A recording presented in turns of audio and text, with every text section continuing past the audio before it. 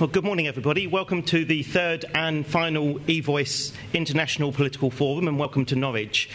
Just a bit of housekeeping before we begin.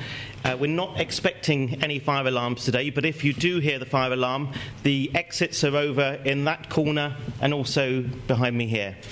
The toilets, the ladies are just out the door and on the right-hand side, and the gentlemen's toilets are downstairs. I had the pleasure of attending the second forum in Bremen back in 2007 with a party of members from our youth parliament, and that's before I was elected leader of Norfolk County Council. It was certainly an enlightening experience for me, not least to see the Dutch futurist, who certainly livened up the debates and provided an interesting challenge. The real pleasure, however, was to see the work that colleagues were doing from across Northern Europe to make sure the principles of local democracy, which we all love, were being taken forward into the challenges of the 21st century global village. We're proud of what we've achieved in Norfolk in using new technology to reach out and involve people in the work we do as a local authority. Our system of local government was very much codified in the 19th century, and to young people in particular, it can feel as if it's stuck in a time warp. I could certainly identify with Jacques Wallage last year when he commented in Bremen that the problem with the organisation of government is from an earlier age. We have vertical organisations in a horizontal society.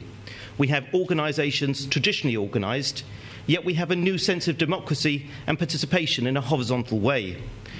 The main problem we have in the industry of life in the modern world is that our organisations are not fit for the type of citizens we're getting. And this tension is the background of the distance between politics and citizens. It is not the political systems as such, but the way in which we organise government. The internet and social networking sites are a fertile ground for grassroots political activity by individuals and groups. If you look at the way the web and mobile phones were used to get people behind the Live 8 campaign to raise awareness of issues at the time of the G8 summit, we can see the potential. There have been recent examples about human rights in Tibet and food prices in the developing world. There are now over 10 million people in the UK with profiles on MySpace, myself included. Coincidentally, it's the same number of dog owners, and makes me wonder if, 15 years on, it's still the case that on the internet nobody knows you're a dog. The challenge for us as local politicians is to use these technologies, not as gimmicks, but as a genuine way of engaging local people, especially younger people, in local services and issues. We need to make sure that they fit, as seamlessly as possible, with the more formal democratic structures in a way that neither loses people enthusiasm by letting it get bogged down in boring but essential processes, or overwhelms those processes with the volume of communication from vocal minorities. That's why we're in favour of the evoice approach, of seeing new tools and channels as just one of the ways in which we involve people.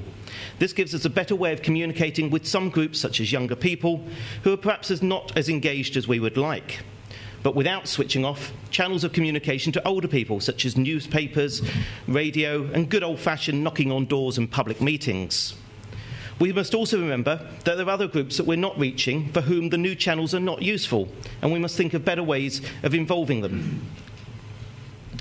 Norfolk has an undeserved reputation, for those who have not been or work here, as a bit of a backwater.